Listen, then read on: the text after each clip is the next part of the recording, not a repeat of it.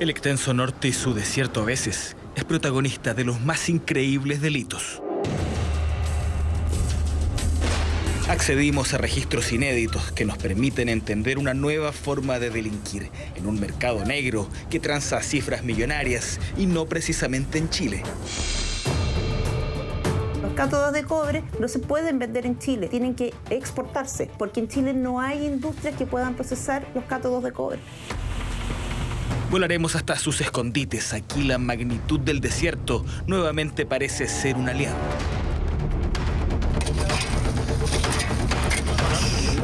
Buena. Para los investigadores se hace mucho más difícil encontrar este tipo de cargamento. ¿Por qué? Porque está oculto bajo la tierra. Bandas organizadas en torno al robo de cobre, un delito fuera de control. Esto hace 2 años atrás, un poquito más de 2 años, empieza este fenómeno de que nos empiezan a atacar, digamos. Cuidado, niño. Cuidado, están disparando.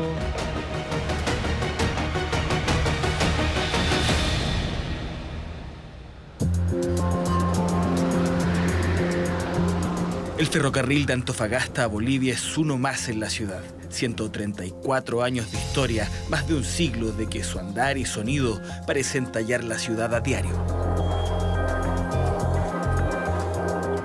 En su carga, cátodos de cobre, amplias láminas de este material que en su conjunto suman cifras millonarias. Eso transita por la ciudad a diario y, como sabemos, la oportunidad hacia el ladrón.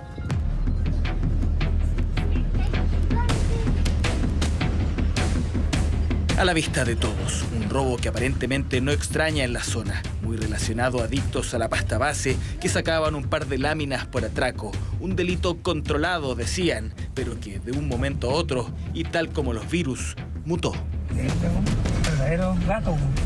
Fue una evolución de un tiempo a la fecha de tratar de sacarte un paquete o unas láminas cuando lograban romper, a ya tratar de llevarse un carro completo. O sea, así fue como evolucionando el sistema y las bandas quizás se fueron como fortaleciendo o armando, definitivamente ya era un grupo organizado después de este último tiempo. Ya no se trata de grupos pequeños, sino de bandas, un cambio que para muchos tiene fecha, nombre y apellido. Rigoberto Valderrama Carvajal, alias El Piolín, es el líder, chileno, 51 años y un sinfín de delitos a su haber. Él es quien organizó al grupo y desarrolló una táctica pocas veces vista en nuestro país. El día se acercaba, era hora del gran golpe. Los pagos a cada ejecutante ya estaban definidos. Lo que les tocó a ellos ejecutar el día del delito, y también han indicado algunos los montos que les iban a pagar. ¿Cuánto? Oscilan entre 8 millones a 1 millón, dependiendo del rol que desempeñaba cada uno de ellos. El 8 de octubre del 2022, y en medio de la ciudad de Antofagasta, precisamente en este sitio, tomado por el Piolín en el sector de La Chimba, ahí la banda se prepara para cometer el que será un robo millonario.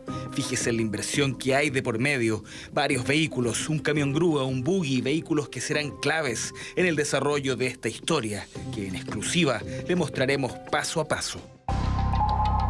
Son las 12:45 p.m. del 8 de octubre. Pasa a bordo de su buggy Rigoberto Valderrama Carvajal, el líder. 4 horas más tarde, a las 17:05 p.m., el camión grúa. Todos con un punto de destino claro, pero hay más. En la carretera, específicamente en la ruta A1, y a las 17:26 p.m. del mismo día, pasa el camión tolva que transportará los cátodos de cobre una vez robados. Ya en vehículos la inversión es grande, probablemente el retorno en dinero lo deba compensar. Para llegar a ese lugar, ¿cierto?, utilizaron vehículos ya sea adaptados para ingresar a una zona desértica, por ejemplo un buggy, ¿cierto?, que tiene las condiciones técnicas y mecánicas para movilizarse en el lugar, y también camiones tolva, ¿cierto?, camiones grúas, que básicamente este camión grúa, cuando ya se detiene el tren de carga, va a ser las veces de poder sacar el cobre del tren y poder cargarlo en estos camiones tolva. 17:38 p.m. el tren sale de la zona urbana. En carga lleva unos 550 millones de pesos en cátodos de cobre. Este mismo tren recorre 700 kilómetros a través del desierto y desde el 2020 a la fecha ha tenido 93 eventos asociados a robo de cobre. Ferrocarriles de Antofagasta a Bolivia mueve más del 70% de la producción de cátodos de cobre en la región y hace poco habían decidido paralizar sus operaciones por los constantes ataques, y eso que habían reforzado la seguridad. Lo que pasa es que los escoltas estaban en ciertos servicios, en ciertos trenes que eran como el más crítico según las investigaciones internas que ya llevábamos, que ahora que nos pasó esto, los delincuentes sabían dónde y a cuál tren, o sea, sabían que esto no se podía porque estaban sobreescoltados, y sí esto, a pesar de que tenían rejas, que estaban enrejados, ¿cierto?, buscaron una fórmula porque necesitaban más tiempo. Al principio era tirar nomás un paquete de la cola y después ya había que tener una estrategia completa con camiones grúa. Ya en pleno desierto, el tren sigue su recorrido habitual hasta que en un momento algo parece suceder.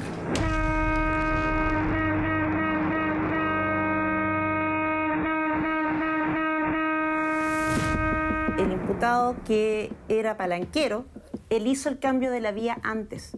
Entonces el tren siguió y el maquinista llegó a un punto en que no podía avanzar porque estaba corrida la vía.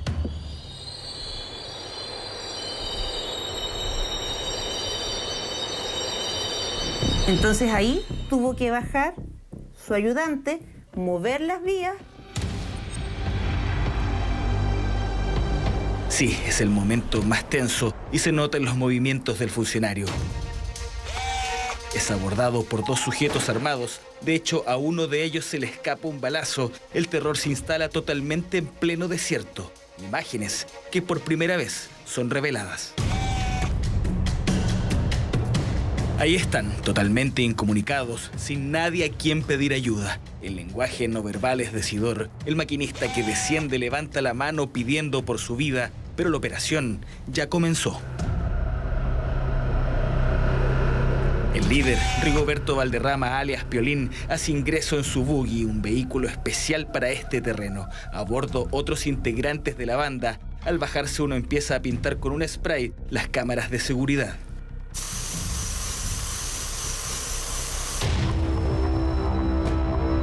Paralelamente, el resto de la banda empieza a concretar los roles asignados. Se ven pasar por un costado de las cámaras que no detectaron el camión Tolva que vimos en el peaje.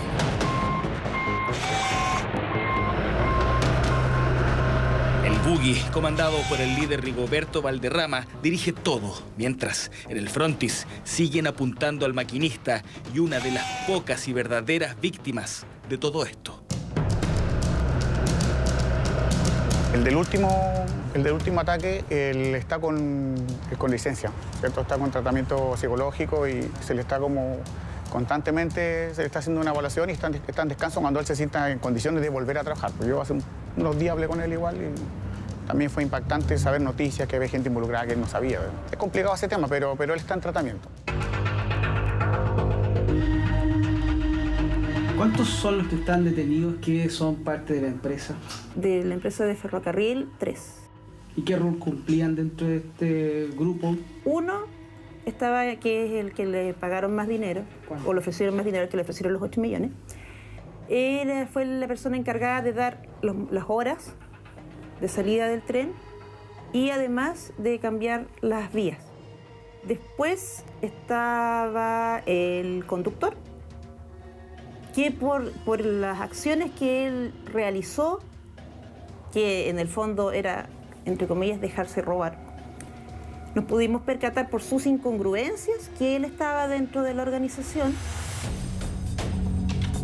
En las imágenes no se aprecia, pero habrían usado esta grúa, la misma que se vio en otros atracos hechos de noche. Esa vez las imágenes dejaron impactados a todos. La impresión para concretar el robo realmente salta. Una vez que ya los tipos han trasvasijado el cobre, ¿qué ocurre con ellos? Por una parte, las víctimas del delito están avisando a su empresa que fueron víctimas de un delito.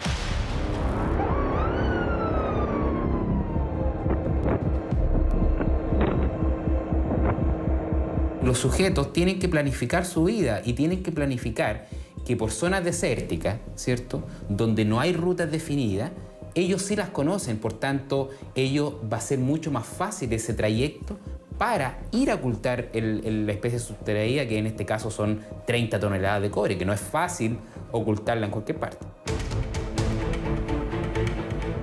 Rigoberto Valderrama, el líder, Emanuel Enríquez Ramos Maza, el maquinista y funcionario del ferrocarril, quien filtró horarios y habría reclutado a 2 compañeros más. Mao Rodríguez Valverde, el colombiano, y uno de los más violentos al actuar. El resto, sobrinos y cuñado del Piolín. En total, 6 participantes quienes planificaron la escapada y no cualquiera, accedimos a la latitud exacta donde fueron a esconder 25 toneladas de cobre. Proeza no menor, sin duda. Hasta ese punto sobrevolamos. Con la ayuda de la sección aérea de Antofagasta vamos a poder dimensionar desde el aire la real magnitud de las distancias en donde se cometen estos delitos. Volamos por territorios inhóspitos donde no se ve atisbo alguno de vida, solo desierto, arena, rocas. Desde el punto del robo hasta ese lugar son casi 4 horas vía tierra. Sí. Podemos observar que acá abajo, en este punto, no hay ruta, entonces era muy difícil llegar a este punto si no es porque nos ayuden a llegar o simplemente por la astucia de los funcionarios investigadores poder llegar de buena forma al lugar.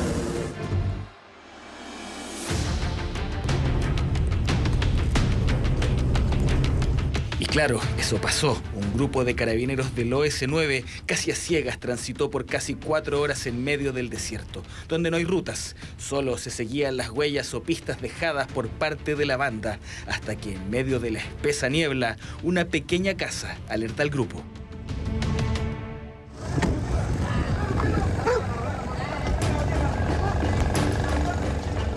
Ahí es detenido el 7º integrante, Iván Alday, el encargado de cuidar el botín. En el entorno se aprecian parte de la guarida que habían levantado. Un poco más allá aparecen las sorpresas, pero hay que aplicar pala y otras herramientas. Toma. No. ¿Tiene algo a contar?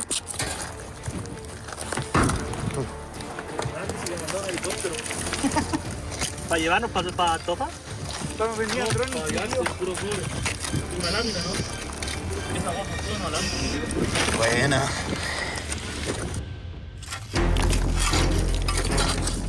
Y mientras más cavan, más cátodos de cobre aparecen. Así varias horas en la misma, pero es hora del regreso.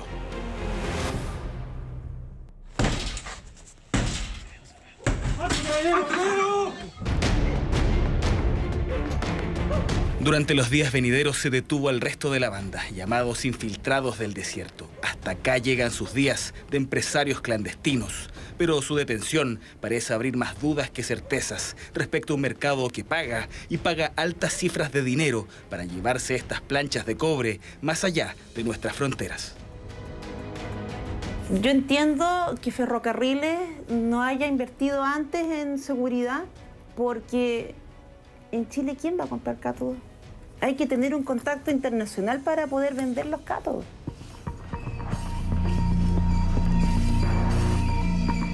Se recuperó el buggy, el camión tolva, el camión grúa y gran parte de los cátodos robados. Los 7 integrantes tras las rejas en prisión preventiva, algo que costó, ya que en primera instancia el juez habría determinado que esta medida no era necesaria.